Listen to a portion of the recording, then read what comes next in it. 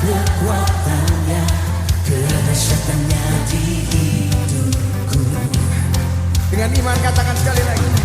Bangkitlah dan berkatakan benar atas hidup yang diberikannya. Dengan pasti, dengan iman, nyatakan kekuatannya, kedahsyatannya di hidupku. Kedahsyatannya di hidupku. Symphony Worship Family, can I hear your voice? Imanku berkata, Ya hebat. Come on, let's declare. hebat Yesusku berkata, kuat melangkah bersamanya.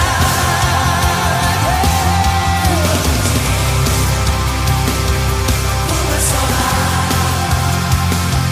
ku mengangkat tinggi panjinya, panji kemenangannya. Ku bernyanyi, ku bersorak, haleluya. Ku mengangkat tinggi panjinya, panji kemenangan. Ku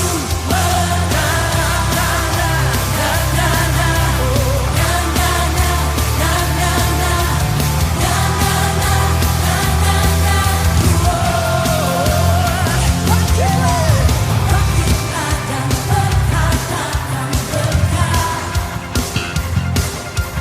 atas hidup yang diberikannya. Dengan pasti,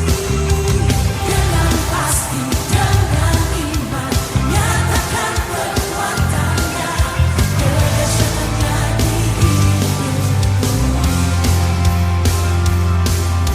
Kedahsyatannya di hidupku.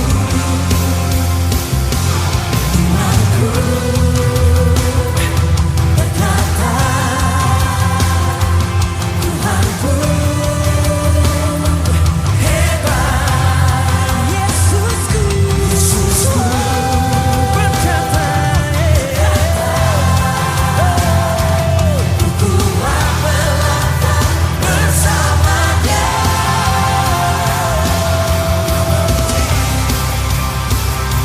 Ku bersorak, ku mengangkat tinggi panjinya, panji kemenangannya. Ku bernyanyi, ku bersorak, haleluya. Ku mengangkat tinggi panjinya, panji kemenangan. Ku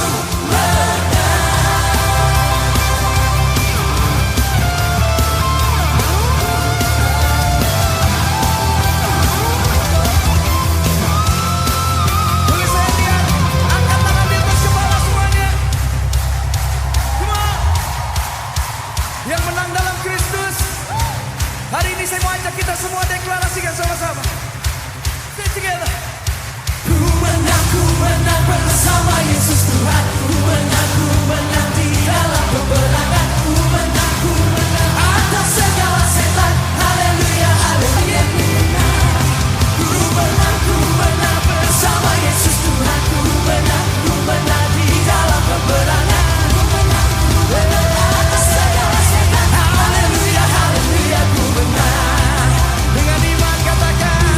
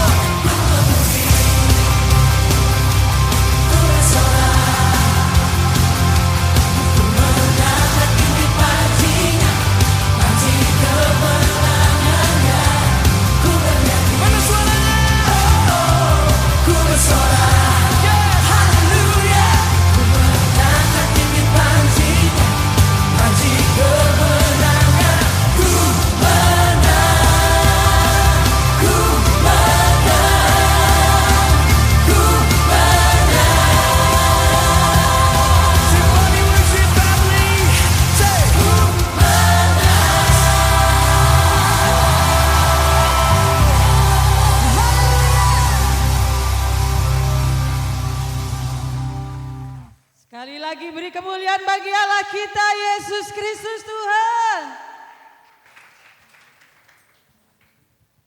Yang kita inginkan hanya Tuhan Yesus saja, amin. Natal tidak berarti kalau tidak ada Tuhan Yesus, amin. Kita datang ke sini untuk siapa? Untuk siapa? Untuk siapa? Tuhan Sekali Yesus. lagi untuk siapa? Tuhan Yesus. Beri kemuliaan bagi Tuhan Yesus Kristus. Kami hanya inginkan Engkau Tuhan.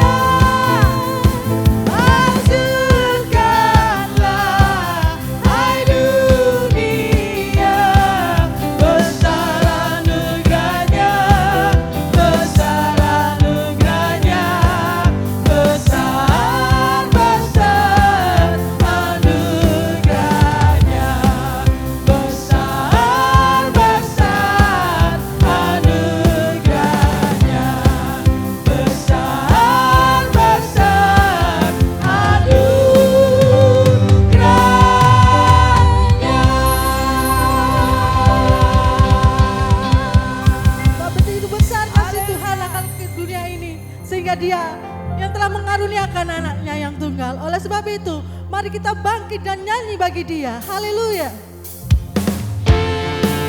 Tetap bersukacita di hadapan Tuhan. Bersorak-sorai bagi namanya.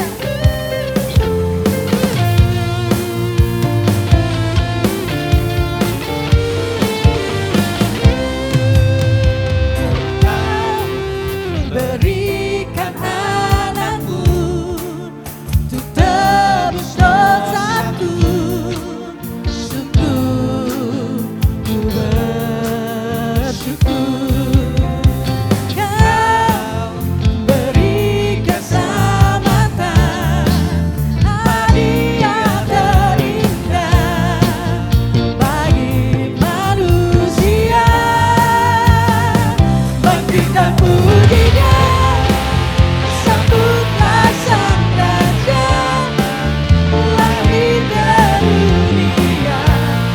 selamatkan dan bawa harapan. Bangkit dan puji Dia, Allah yang perkasa, selamanya sudah bumi menyatakan Yesus Raja atas segala bangsa. Haleluya.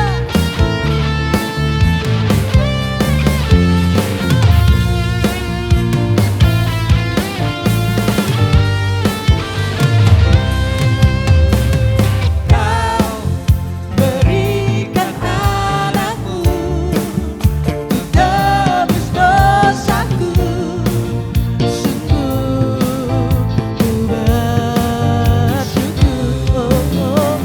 Kau beri keselamatan, hadiah terindah bagi manusia. Bangkit dan puji Dia, sambutlah Sang Raja, lahir ke dunia untuk selamatkan dan bawa harapan. Bangkit dan puji Dia, Allah yang perkasa, selamanya sudah bumi menyatakan Yesus Raja atas segala bangsa.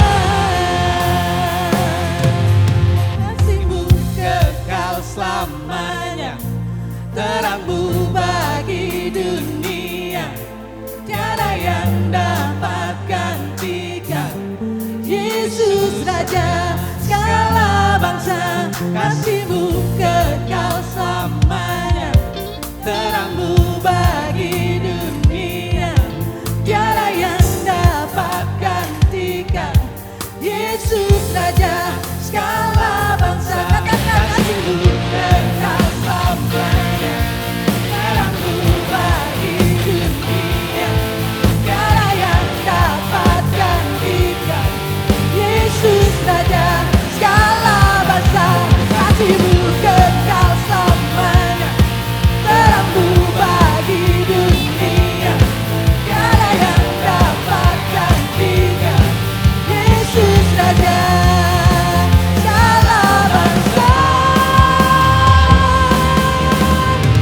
Bangkit dan puji Dia, sambutlah Sang Raja, lahir ke dunia untuk selamatkan dan bawa harapan.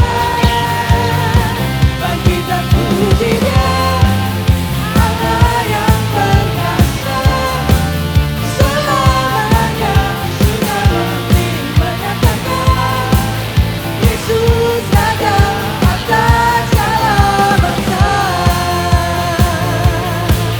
Yesus Raja yang berkuasa, Yesus Raja selamanya, Yesus Raja atas segala bangsa. Bangkit dan puji Dia, haleluya. Dia adalah Allah yang perkasa, agung dan mulia. Mari kita tinggikan Dia dengan segenap hati kita, sebab Dia adalah Raja yang mulia. Haleluya.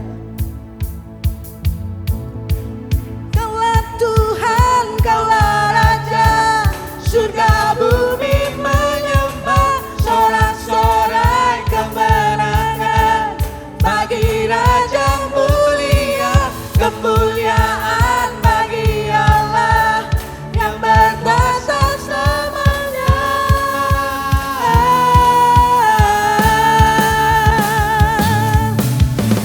Kaulah Tuhan, Kaulah Raja, surga bumi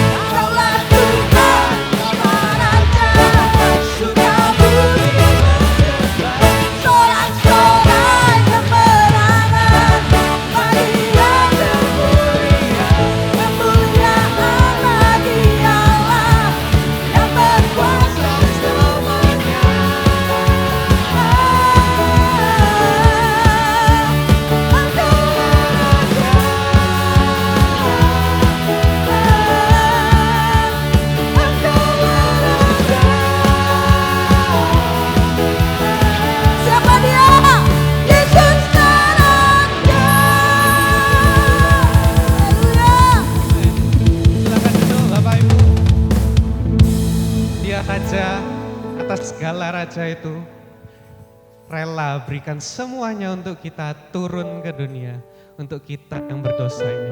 Itu sebabnya Dia anugerah terindah bagi kita semua. Amin Bapak Ibu.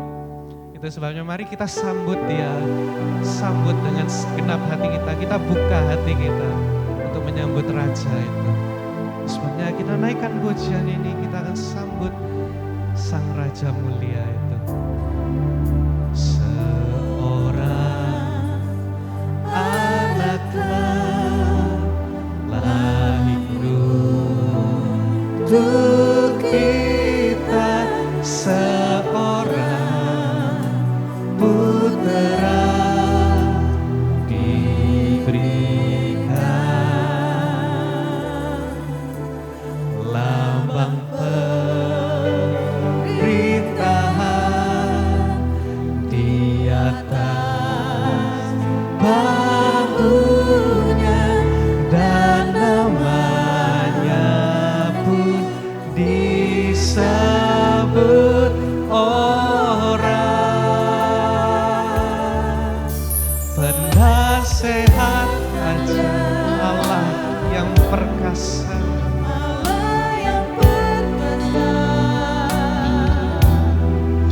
Bapa yang kekal, Raja damai. Sambut Dia, sambutlah Dia, Yesus Juru Selamat dunia.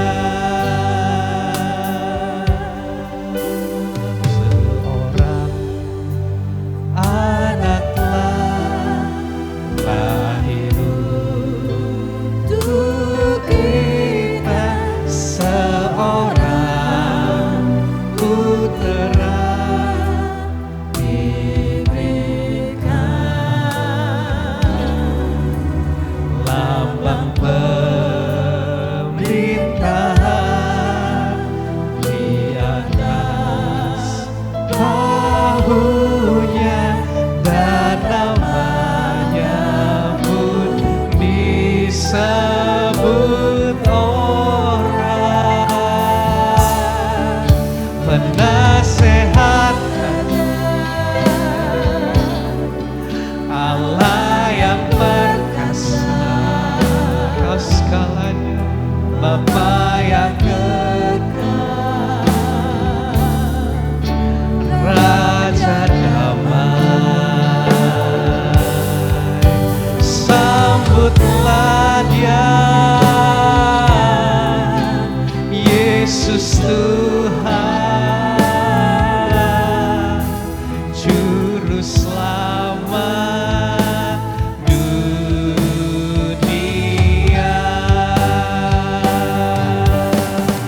Penasehat ajaib, Allah yang perkasa, Bapa yang kekal, Raja damai. Sambutlah Dia, Yesus Tuhan, Juru Selamat dunia. Sekali lagi kita katakan penasehat, penasehat.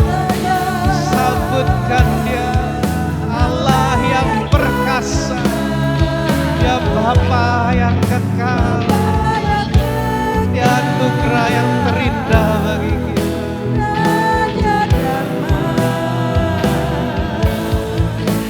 Sambutlah Dia, Yesus Tuhan. Saya persilakan pada hamba-Nya, Juru Selamat dunia.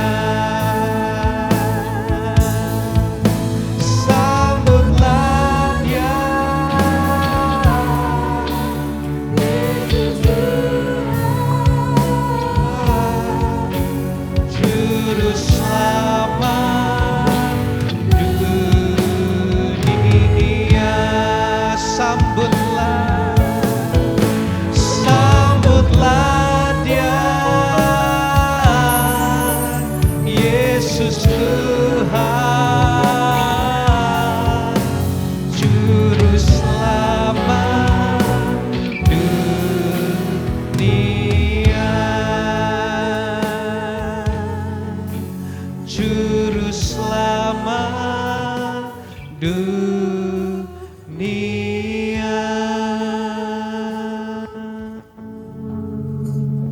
Sungguh hati kami dipenuhi dengan ucapan syukur, bukan karena perayaan, bukan karena pesta pora, tetapi karena seorang anak telah diberikan untuk kita.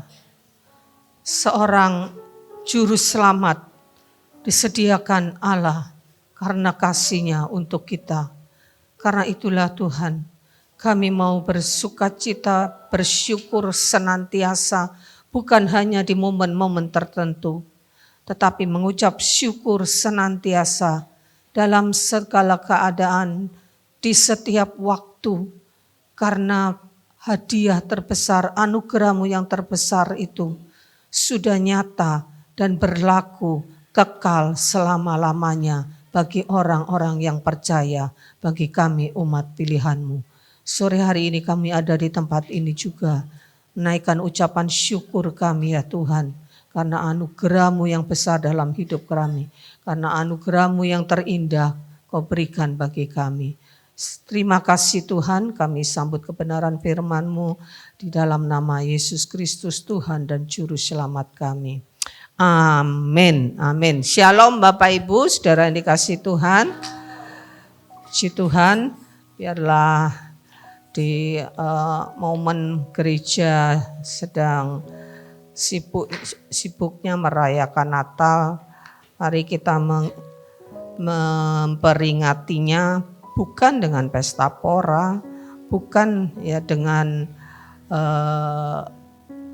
hal-hal yang tidak bernilai kekal, tetapi mari kita sambut Yesus Kristus yang lahirnya sudah 2000 tahun yang lalu, tetapi anugerahnya itu akan memperbaharui kita dari hari ke hari, dan kita boleh menikmati kebesaran anugerah Tuhan itu sampai nanti di kekekalan. Jadi kita mensyukuri, memperingati kehadiran Yesus di dalam hidup kita itu selayaknya setiap hari, setiap saat. Amin.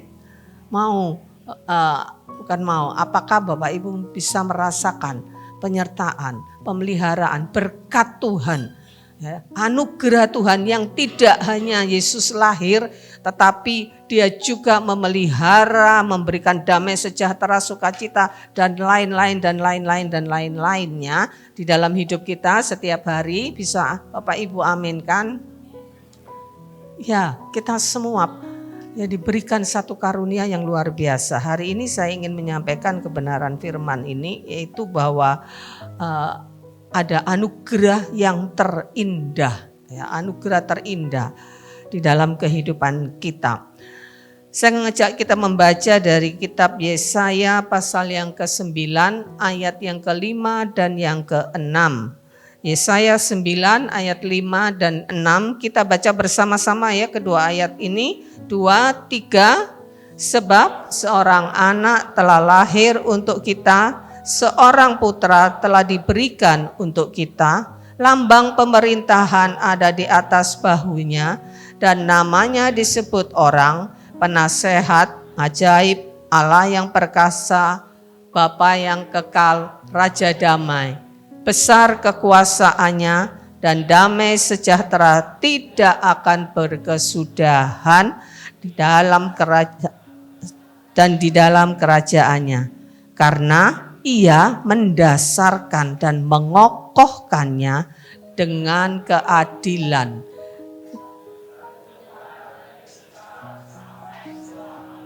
Amin. Ya, Nabi Yesaya dipakai Tuhan pada masa kerajaan Israel dan kerajaan Yehuda yang sudah terpecah menjadi dua itu, ada di dalam kemerosotan moral yang makin hari makin merosot, ya.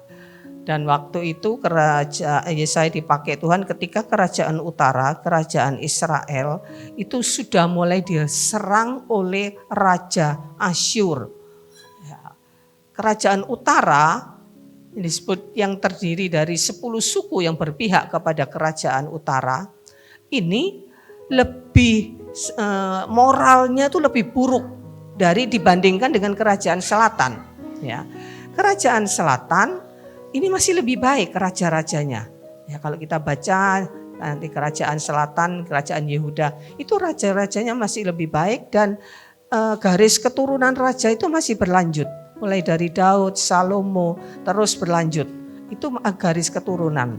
Ya. Sedangkan di kerajaan utara itu raja-rajanya tidak terdiri dari satu keturunan.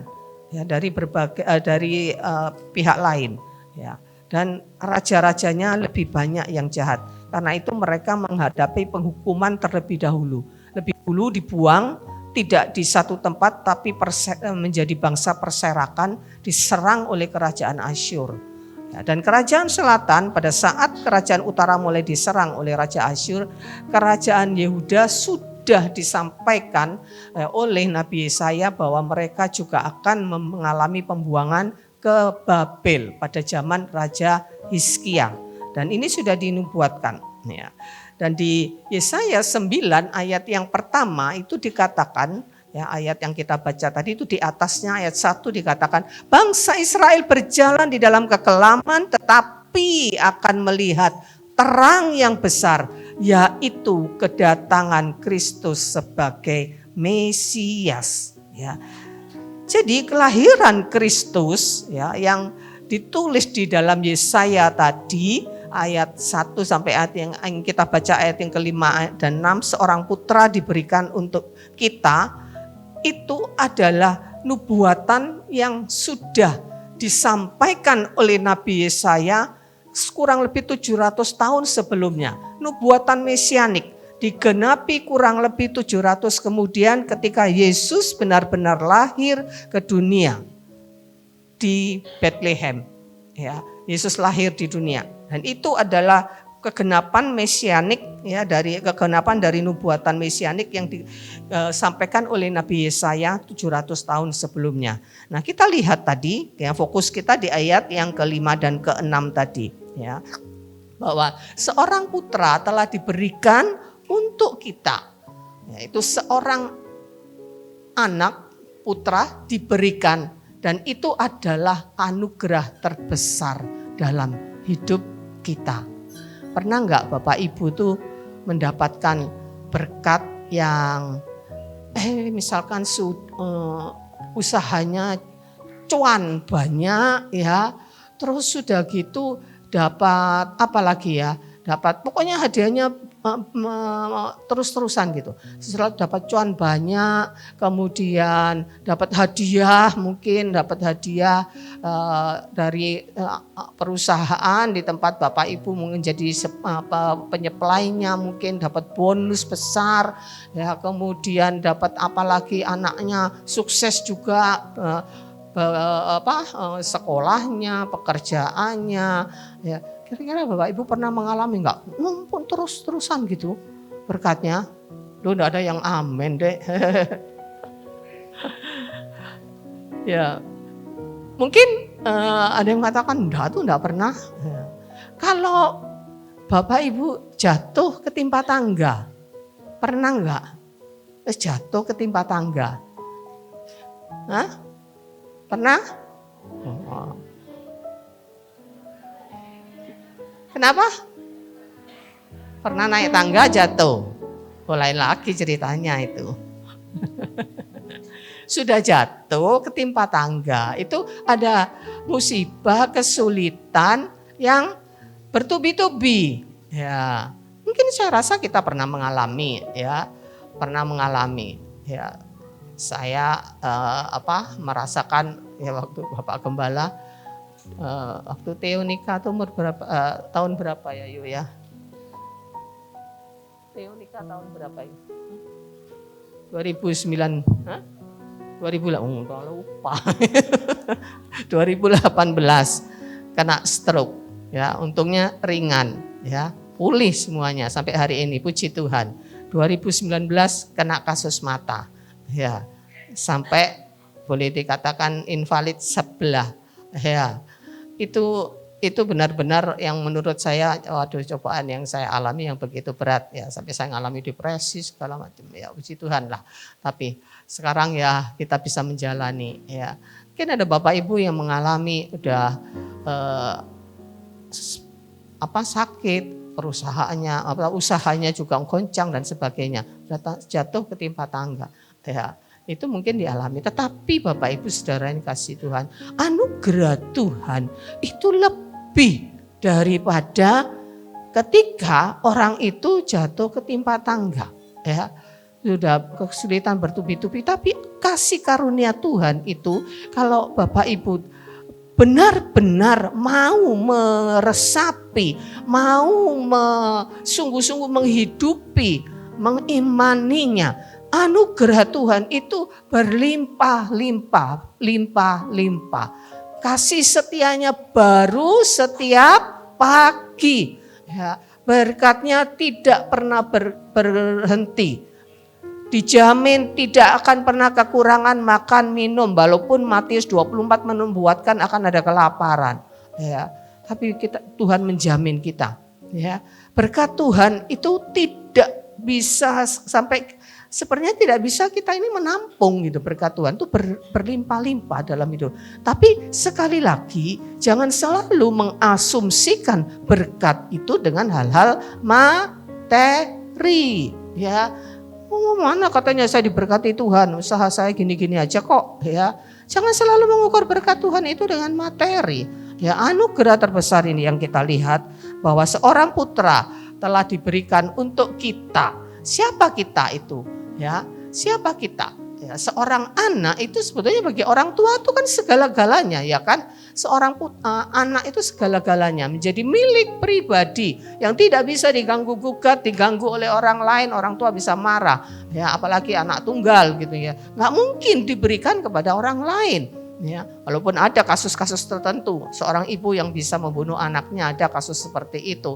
Ya itu di luar hal yang wajar lah gitu. Tapi seorang anak itu begitu berharganya, ya. Dan seorang anak yang telah diberikan kepada kita itu adalah seorang anak yang sungguh-sungguh berharga ya bagi bapak dan anak satu-satunya ya, seorang putra yang tunggal diberikan ya.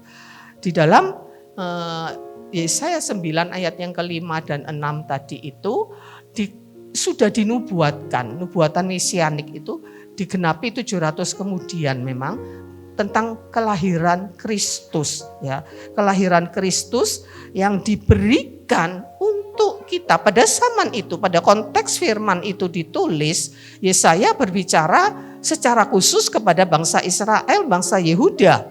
Ya, kitanya itu bangsa Israel, bangsa Yehuda dan Yesaya, kita. Ya, kita ini kata ganti orang pertama jamak. Jadi termasuk Yesaya, kita ya.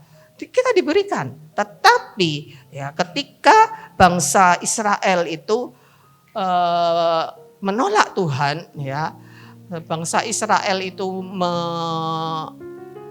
memberontak ya. Yohanes 3 ayat 16 kan, karena begitu besar kasihnya, anugerahnya diberikannya kepada kita ya.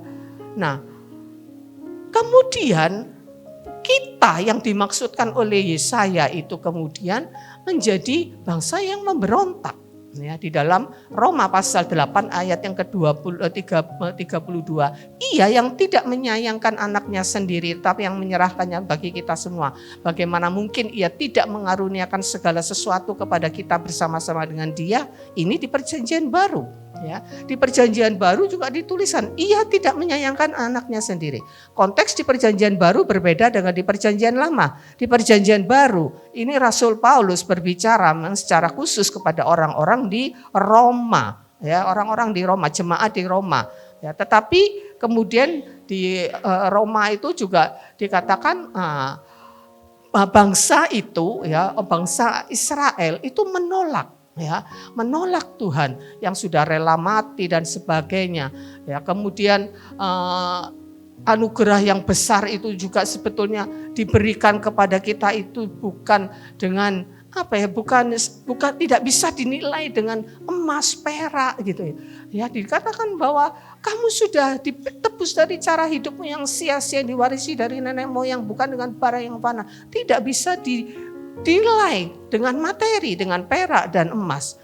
Namun ya, bangsa Israel itu menolak, ya, dinolak, ya, tidak ada, ya, memang kan tidak ada seorang pun yang bisa yang rela memberikan anaknya, ya, itu adalah hadiah yang terbesar sebetulnya. Kalau seorang, ya, mengadopsi seorang anak, ya, dia akan sangat mengasihi anak itu, ya.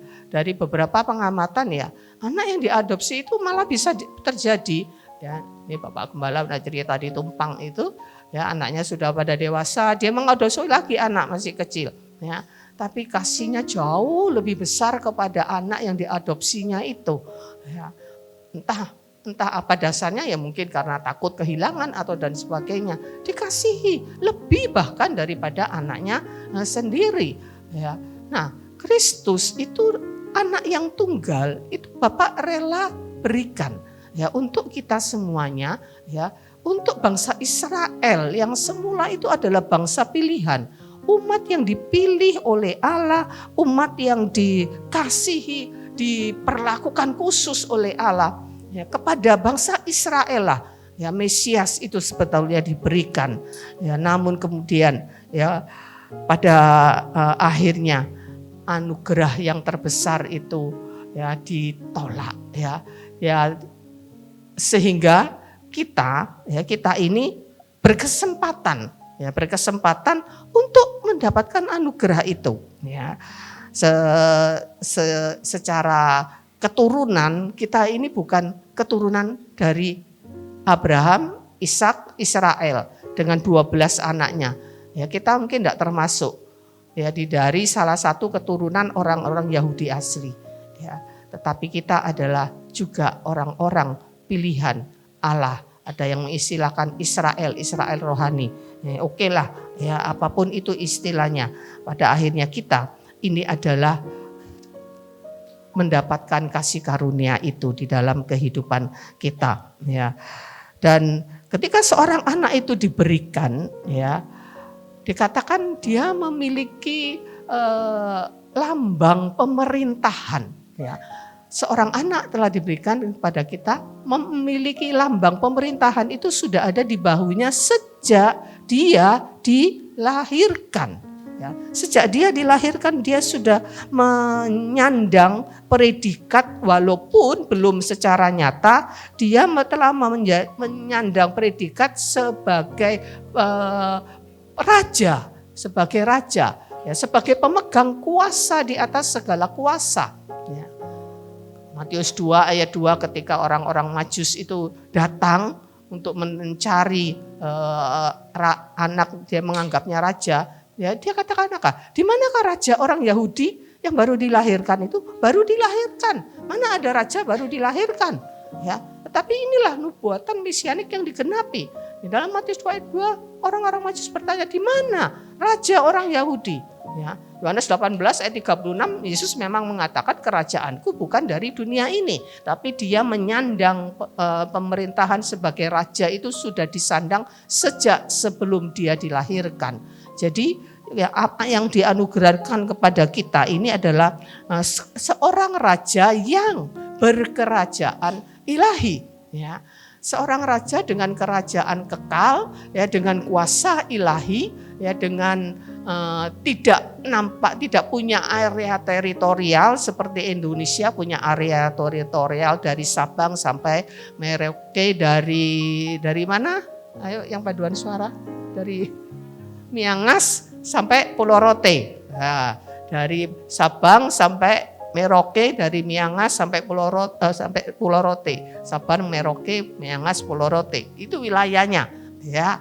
Jadi kerajaan ilahi, kerajaan Allah tidak memiliki daerah teritorial, tetapi melingkupi seluruh dunia. Ya, seluruh dunia ada di bawah pemerintahannya. Dan kerajaan itu adalah kerajaan yang kekal, ya, memiliki kuasa yang sangat besar. Nah, tidakkah kita mau tunduk di bawah kekuasaannya, di bawah kekuasaan seorang raja? Seringkali kita mengakui Yesus adalah raja, tapi seringkali kita tidak taat. Seringkali kita mempercayai Yesus adalah Tuhan di atas segala Tuhan, tapi kita tidak menjadikan Tuhan satu-satunya di dalam hidup kita. Karena ego kita ya masih berkuasa, ya keinginan daging kita lebih berkuasa daripada Tuhan kita. Jujur ya apa enggak? Ya apa iya? Ya seringkali kita lebih mengutamakan ego kita, kehendak Tuhan belakangan. Ya itu kita tidak menjadikan Dia penguasa di atas segala penguasa, Tuhan yang berkuasa. Ingat, Yesus itu adalah raja di atas segala raja. Lambang pemerintahan sudah berada di bahunya sejak sebelum dia dilahirkan. Jadi jadikan jangan memperlakukan Tuhan itu sembarangan. Hanya dijadikan objek, kita jadi tuannya. Ya, Tuhan tolong ya berkati saya. Tuhan tolong lindungi saya. Tuhan tolong sembuhkan penyakit saya. Dia hanya dijadikan objek, disuruh saja. Nah, pekerjaan kita adalah hanya meminta-minta sesuatu kepada Tuhan. Mari jangan perlakukan dia sembarangan. Dia bukan pribadi yang bisa kita perlakukan sembarangan. Amin. Dia harus jadi raja, penguasa atas hidup kita. Izinkan hidupmu dikuasai oleh Dia. Pikiranmu, kehendakmu, apa yang ada di depan, cita-cita masa depanmu, serahkan kepada raja di atas segala raja itu. Ya, melibatkan Tuhan di dalam segala hal. Melibatkan Tuhan seperti tertulis di dalam surat Yakobus, libatkan Tuhan di dalam segala pekerjaanmu. Itu bukan berarti kita punya ide, kita punya rencana, kita punya pekerjaan, lalu kita minta Tuhan approve. Ya, kita minta Tuhan setuju ya dengan rencana kita. Tidak. Melibatkan Tuhan itu sebetulnya kita yang minta supaya kita ini terlibat dalam rencananya Tuhan. Ya, sebetulnya judulnya itu kurang pas gitu ya.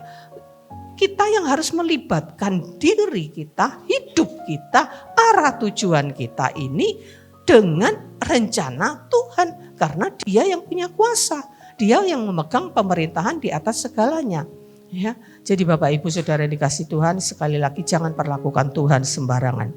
Nah ya, kemudian bagian yang kedua kita melihat, tadi yang pertama itu seorang anak dengan lambang pemerintahan di atas bahunya. Yang kedua ada dikatakan namanya, ya namanya akan disebut orang.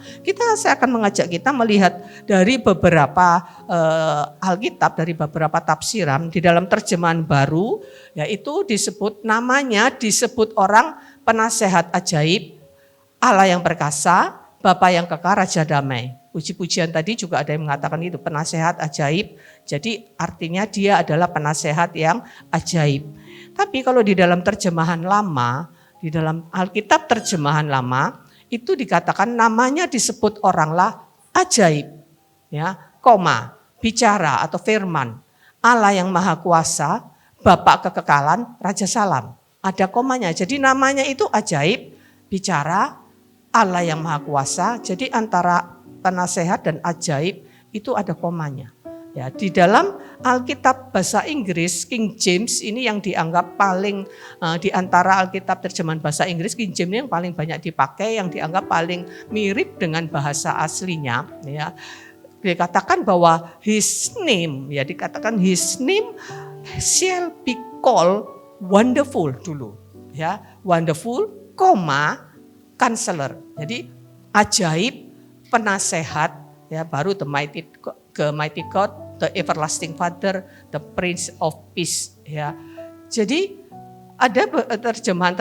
Kemudian di Indonesian Literal Translation 3, namanya ajaib, baru penasehat, ada komanya.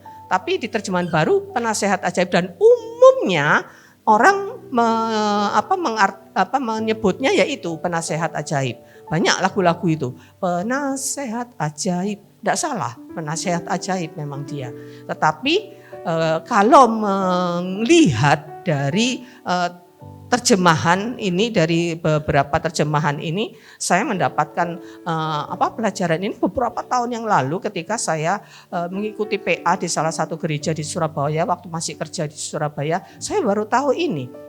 Iya, karena memang di gereja itu pakainya Alkitab terjemahan lama sampai hari ini. Ya, gerejanya pendeta Dr. Yusuf itu. Ya, sampai hari ini dia selalu pakai Alkitab terjemahan lama. Jadi kalau nyebut perjanjian lama itu wasiat lama, perjanjian baru sebutnya wasiat baru. Sampai hari ini pakai terjemahan. Dari situ saya baru tahu tentang kata bahwa ada kata koma. Bahasa Ibrani memang tidak ada koma, tapi juga disebutkan sesuai dengan terjemahan bahasa Inggris. Wonderful dulu. Ya, wonderful baru counselor. Ya, jadi kita lihat dulu ajaib. Ya, namanya adalah ajaib. Jadi namanya itu sendiri adalah ajaib. Ajaib ini bukan menjelaskan tentang penasehat. Ya, nanti kita lihat di bagian berikutnya. Ajaib ini sendiri adalah pribadi Yesus sendiri, itu adalah Yesus adalah keajaiban adikodrati. Ya, kelahirannya ajaib. Ya, dia lahir dari seorang perempuan tanpa andil seorang laki-laki. Kelahirannya adalah ajaib. Ya, Yesus itu lahir ya ada malaikat-malaikat yang datang menemui gembala-gembala. Ya, Pak Noel pernah menyampaikan tidak salah tentang kenapa gembala-gembala yang ditemui. Tidak tahu di mana, lupa saya. Kenapa gembala-gembala yang ditemui gitu ya. Nanti tanya lagi sama Pak Noel ya, karena di gembala-gembala ini yang selalu siap sedia gitu ya. Nah, ajaib, ada suara dari langit ya. Damai di bumi ya bagi orang yang berkenan kepadanya. Tidak ada seorang pun yang kelahirannya seperti itu ya. Jadi memang dia adalah pribadi yang ajaib ya. Hakikatnya keberadaannya, hakikatnya ini bukan manusia biasa seperti kita yang fana, yang bisa mati, yang bisa sakit. Ketika dia menjadi manusia, 100% manusia, dia bisa lapar, tentu dia bisa sakit juga, ya. Dia bisa marah juga, ya. Tetapi hakikatnya sendiri adalah hakikat adikodrati. 100% manusia, 100% Allah. Ini keajaiban. Tidak ada satu orang pun yang memiliki hakikat seperti ini. Hanya Kristus Tuhan kita. Ya, dia memang seorang yang benar-benar supranatural. Ya, tidak dapat dijelaskan dengan akal sehat tentang Allah dan manusia itu. Ya, dikatakan Roma 11 ayat 33 itu mengatakan alangkah dalamnya ya kekayaan hikmatnya, keputusan-keputusannya tidak terselidiki, tidak terselami. Tetapi bukan berarti kita tidak perlu belajar tentang Allah karena sulit, enggak. Ya, ada bagian-bagian yang bisa kita terima. Ada hal-hal yang tersembunyi itu bagi Allah. Dikatakan di dalam Ulangan pasal 29 kalau tidak salah. Ya, ada hal-hal yang dinyatakan, ya, tapi ada hal-hal yang tidak bisa kita pahami dengan akal kita. Ya, terlalu banyak mungkin hal yang tidak bisa kita pahami. Nah, dan semua perbuatannya juga ajaib.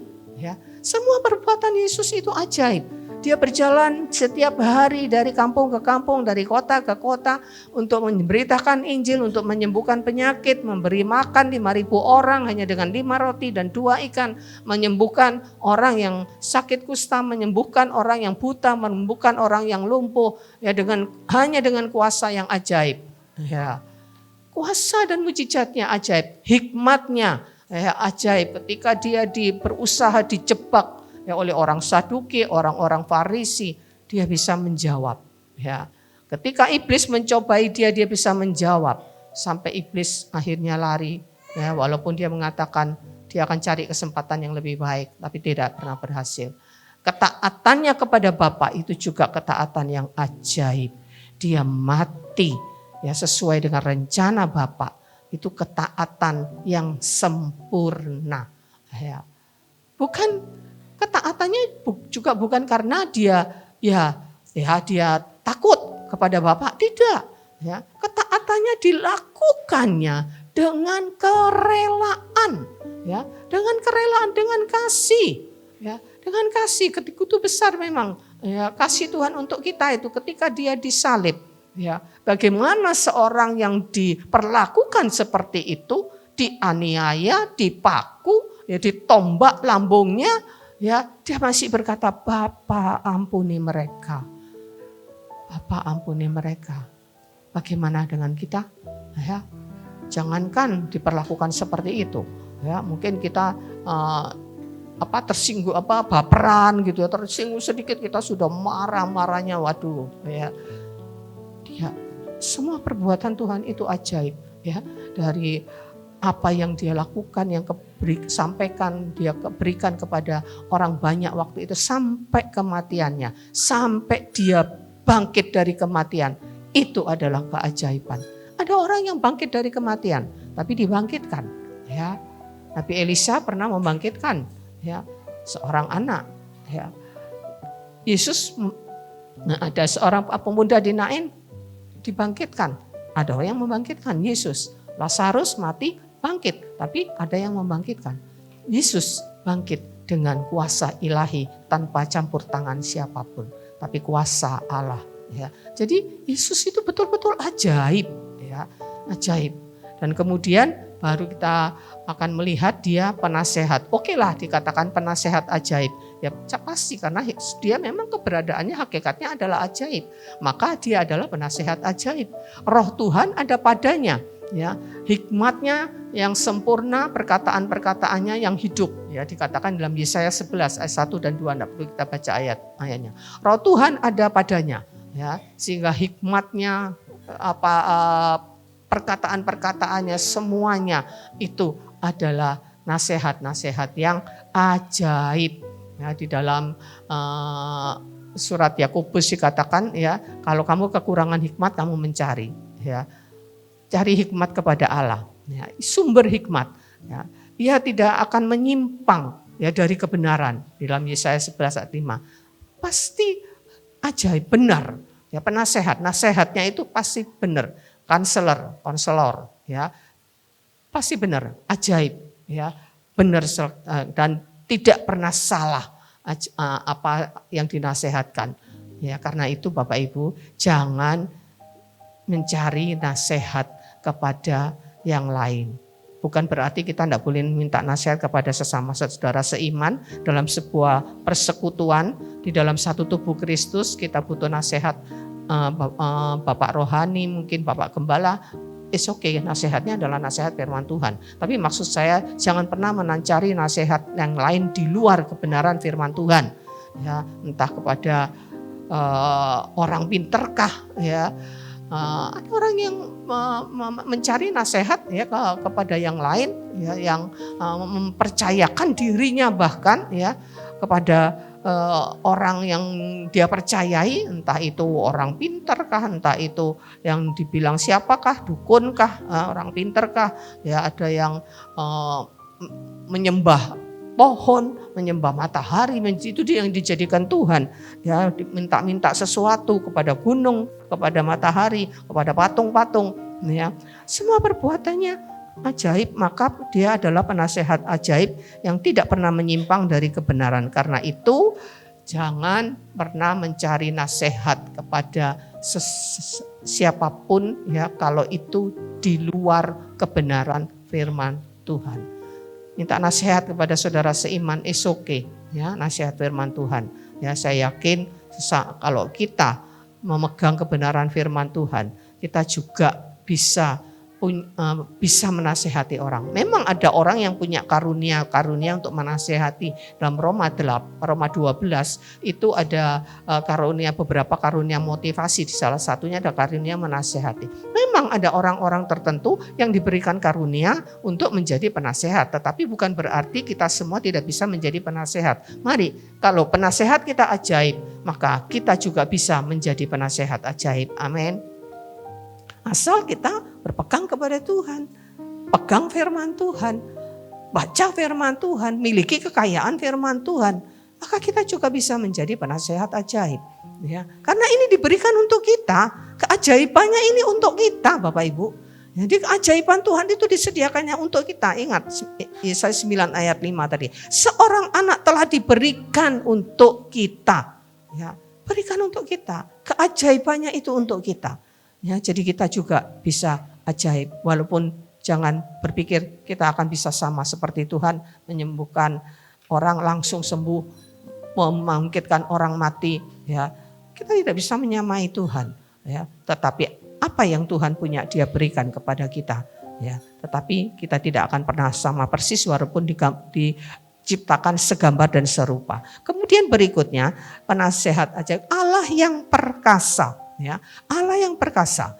Ya, pada zaman Yesaya, bangsa Yehuda ini mengalami kemelut ya secara politis ya karena dikepung ya dan ditindas juga oleh Asyur dan kerajaan Asyur ya dan Aram ya. Yehuda kerajaan selatan ya, mulai mengalami penindasan ya, mengalami penindasan ya, dan Allah menjanjikan pembebasan ya, pembebasan lewat Kristus ya, tetapi bukan lagi pembebasan secara penjajahan oleh kekaisaran kerajaan Asyur, tidak sebetulnya ya, tetapi bukan pembebasan secara lahiriah, tetapi pembebasan dari kuasa dosa yang menjerat manusia. Ini yang tidak dipahami oleh Israel. Bangsa Israel, bangsa Yehuda yang tidak pernah bisa memahami sampai hari ini. Ya, mereka masih menunggu. Mereka punya harapan bahwa Mesias mereka akan datang. Ada yang di tahun ini kah, atau di tahun depan. Ya, mereka masih menantikan Mesias. Ya, tapi bagi kita, ya, Dia adalah Allah yang perkasa ya, dan Allah yang menjanjikan pembebasan ya di dalam Yesus ya, berdiam seluruh kepenuhan Allah, keperkasaannya melepaskan semua kuk gandar ya, kejahatan ya yang kita pikul sejak kita lahir ya, yang menekan manusia ya, sehingga manusia itu begitu tertekan oleh dosa dan berbeban berat. Yesus menawarkan, mari kepadaku semua yang letih lesu berbeban berat. Jangan beban berat ini hanya diartikan beban masalah, beban ekonomi, penyakit, ya, beban kesulitan hidup, ya, anak-anak yang mungkin nakal, ya, orang tua yang tidak bijaksana mungkin, ya.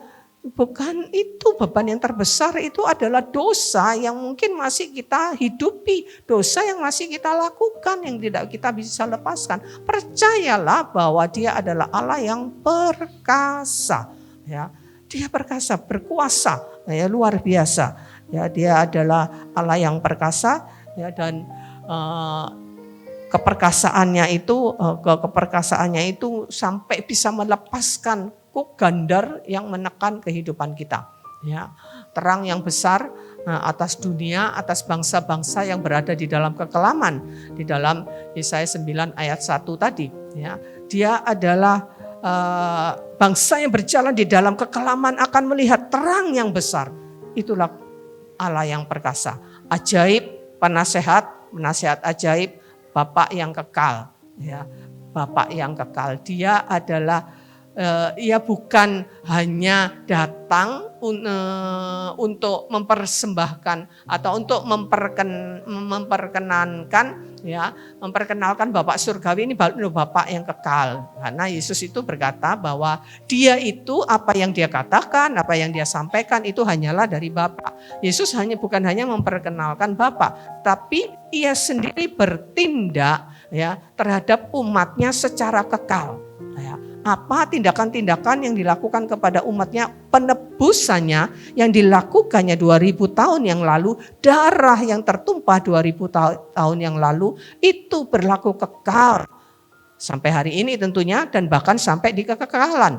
Pengampunannya berlaku sampai hari ini. Itulah Dia adalah Bapa dari segala kekekalan. Ya, yang membuat kita itu nantinya juga memiliki pengharapan, memiliki kehidupan yang kekal. Ya, seorang Bapa penuh dengan kasih, ya, Dia mengasihi, Dia memelihara, menyediakan ya kebutuhan-kebutuhannya seperti seorang Bapa yang betul-betul memelihara. Ya, memang Dia, Yesus itu pribadi yang berbeda dengan Bapa. Kita mempercayai Allah kita Allah Tritunggal, tapi Allah Tritunggal yang esa, ya, 3 pribadi tapi 1 hakikat. Ya, Yesus dan Bapa dua pribadi, tapi mereka satu hakikat, yaitu Allah yang Esa. Allah itu Esa. Ya, dalam Ulangan 6 ayat 4 atau 4 ayat 6. Ya, aku dan Bapa adalah satu. Kata Yesus sendiri mengatakan, aku dan Bapa adalah satu. Jadi apa yang Yesus lakukan itu adalah sesuatu yang kekal untuk kita semua. Dan dia yang terakhir dikatakan namanya itu adalah Raja Damai. Kelahiran Yesus kedua ke dunia membawa damai sejahtera di bumi. Ya, seperti yang saya katakan tadi di Injil Lukas, kemuliaan bagi Allah di tempat yang maha tinggi dan damai sejahtera di bumi di antara manusia yang berkenan kepadanya.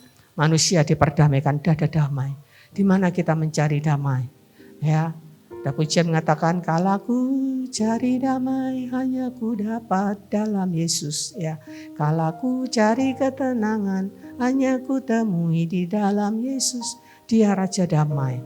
Ya, damai bukan sekedar bukan sekedar ya kita hidup rukun, suami istri tidak pernah bertengkar, ya dengan saudara rukun.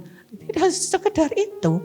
Tapi perdamaian dengan Allah yang tidak bisa kita usahakan dengan usaha kita. Tapi Allah yang memberikan dirinya untuk menjadi korban pendamaian. Ya, Yesus mempersembahkan darahnya kepada Bapa untuk menjadi korban pendamaian. Korban pendamaian harus melalui darah.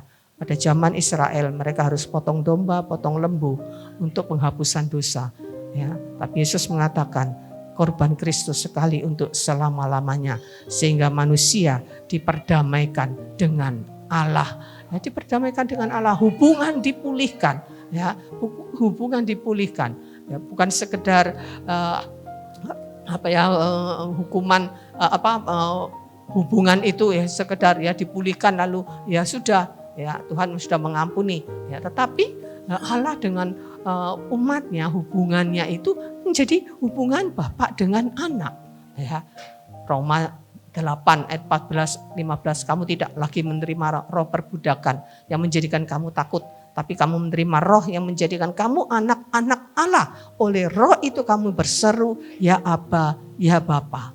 Dan roh itu bersaksi bersama-sama dengan roh kita bahwa kita adalah anak-anak Allah.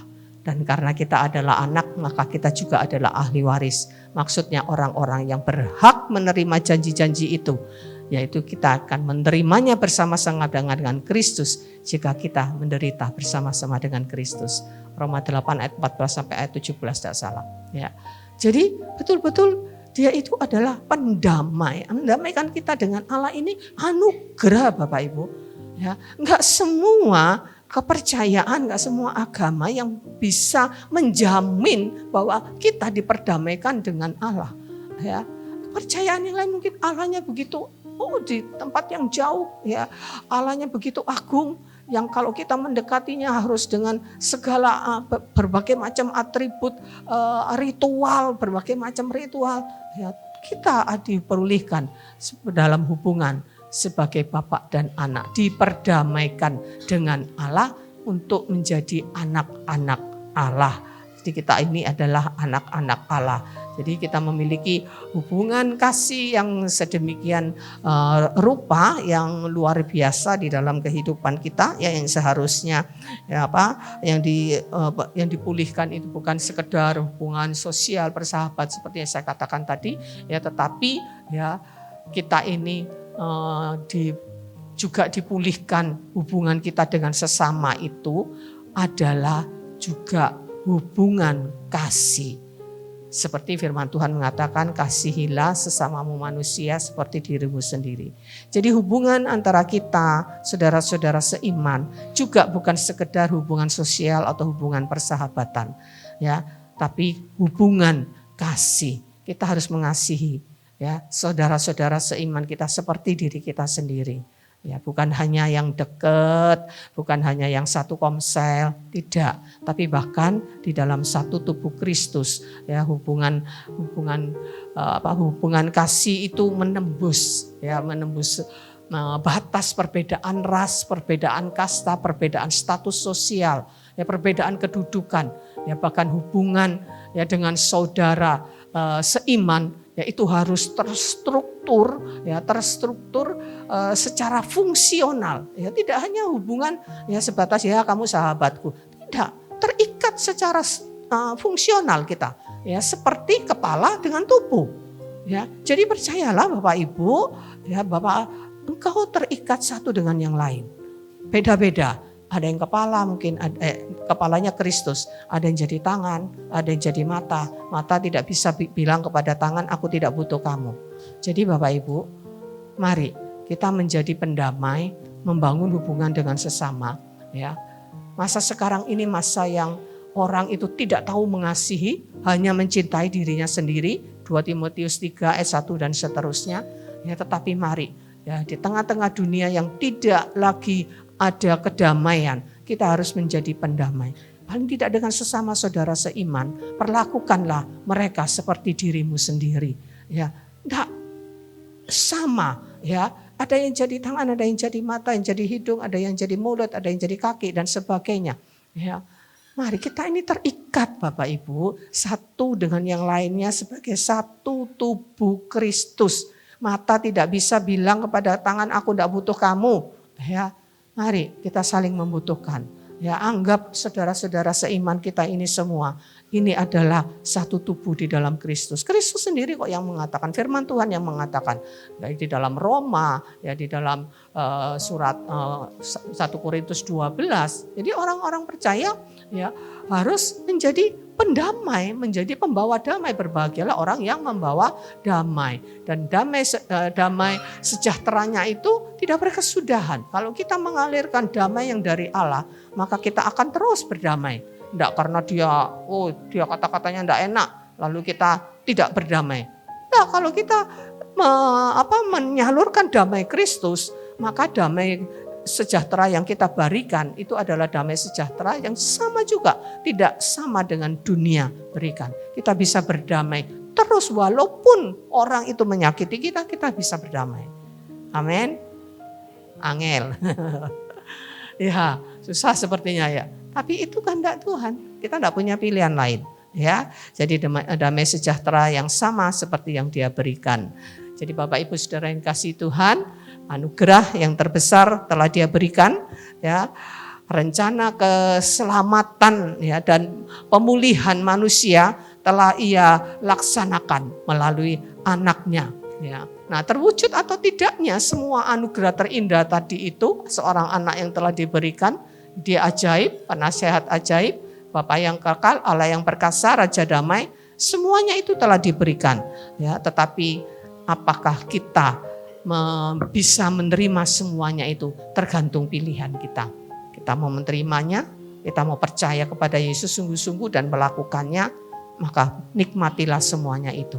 Ya, kedamaian, kasih Allah, ya, kekekalan bahkan dan hikmat yang ajaib. Kita menjadi orang-orang yang berhikmat, bukan orang-orang bodoh. Walaupun mungkin secara kognitif ya kita tidak sepandai orang si A si B mungkin yang kalau di sekolah rankingnya itu peringkatnya bagus. Mungkin secara kognitif tidak, tetapi secara hikmat Allah ketika kita berpegang kepada kebenaran firman Allah, maka kita memiliki hikmat seperti Allah. Cari hikmat kepada Allah, maka kita memiliki hikmat Allah. Semuanya akan kita terima jika kita tergantung respon kita. Bagaimana kita memperlakukan Dia, bagaimana kita menerima Dia, bagaimana kita menjadikan Dia. Jadikan Dia Tuhan atau Dia adalah objek dari segala kebutuhan kita.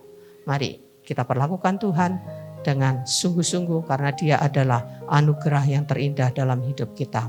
Amin. Katakan dengan pujian ini, Yesus Kau anugerah terindah dalam hidupku.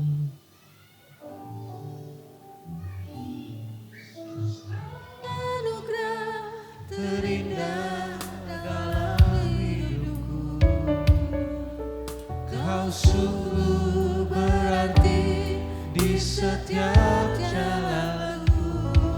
Katakan Dia anugerah terindah dalam hidupku. Anugerah, hanya anugerahnya yang bisa mempesona kita. Jangan terpesona dengan dunia. Jangan terpesona dengan apapun, seindah apapun dunia. Terpesonalah dengan Dia. Kau Mari kita bangkit berdiri di hadapan Tuhan. Katakan dengan iman, dengan penuh hati, Tuhan, Engkau anugerah terindah dalam hidupku. Tidak ada yang lebih indah. Apapun yang kita terima di dunia ini, tidak ada yang lebih indah daripada Kristus yang diberikan untuk kita.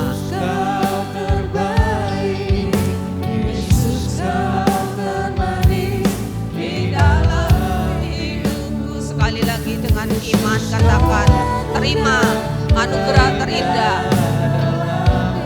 Apapun masalahmu sekarang, Dia memiliki nasihat yang ajaib. Dia Allah yang perkasa, yang sanggup melakukan apapun. Tidak ada yang mustahil bagi Dia. Anugerahnya selalu mempesona kita. Yesus Kau terbaik, Yesus Kau termanis di dalam hidup. Bapak Ibu Saudara yang dikasihi Tuhan, bagaimana perjalanan hidup kita akan menghadapi tahun yang baru, tahun-tahun ke depan selanjutnya. Bagaimana hidup kita tergantung bagaimana kita memperlakukan Tuhan dalam hidup kita. Tergantung bagaimana kita, penerimaan kita akan anugerah yang terindah itu. Adakah kita hanya menganggap sepele, ataukah kita benar-benar menghargai anugerah Tuhan itu dengan hidup sungguh-sungguh mengikuti kehendak-Nya dan perintah-perintahnya, hidup di dalam kedekatan dengan Dia, maka anugerah terindah itu akan kita rasakan sepanjang di kehidupan kita sampai Tuhan memanggil kita, sampai Dia datang yang kedua kalinya dan berjumpa dengan Dia dalam sukacita yang terbesar dalam hidupku. Kau katakan kau sungguh berarti Di setiap jalanku, anugerah-Mu selalu mempesonaku. Yesus Kau terbaik, Yesus Kau termanis di dalam hidupku. Yesus Kau terbaik, Yesus Kau termanis di dalam hidupku. Kami mengucap syukur padamu ya Bapa. Kiranya kita akan memaknai setiap pujian yang akan kita naikkan kepada Tuhan. Allah Bapa telah menganugerahkan Tuhan Yesus bagi kehidupan kita, umat yang dikasihi-Nya. Bila kita memberikan diri hidup kita untuk kita terus memuliakan Dia. Malam kudus, sunyi senyap, bintang-Mu gemerlap,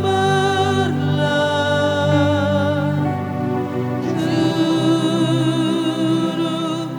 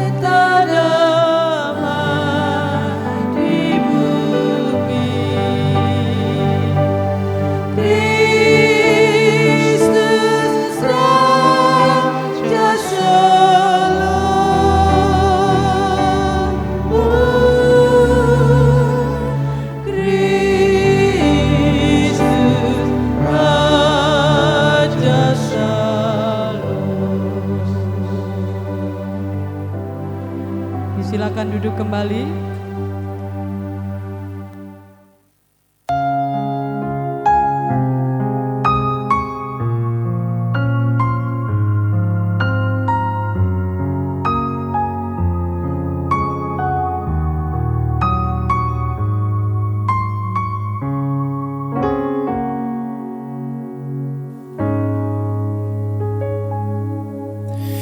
Walau ku harus berjalan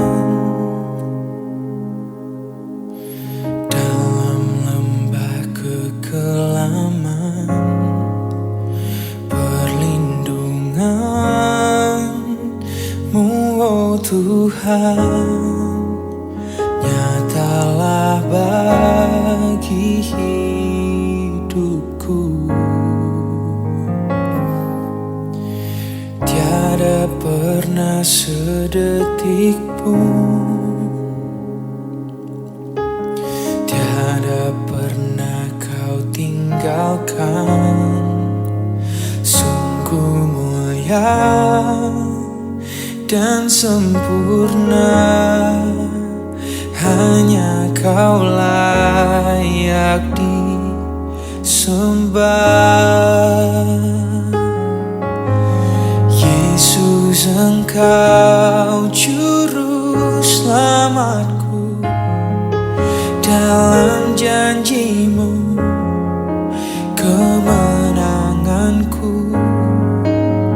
Selamanya kan ku nyatakan besar setia-Mu Tuhan di hidupku.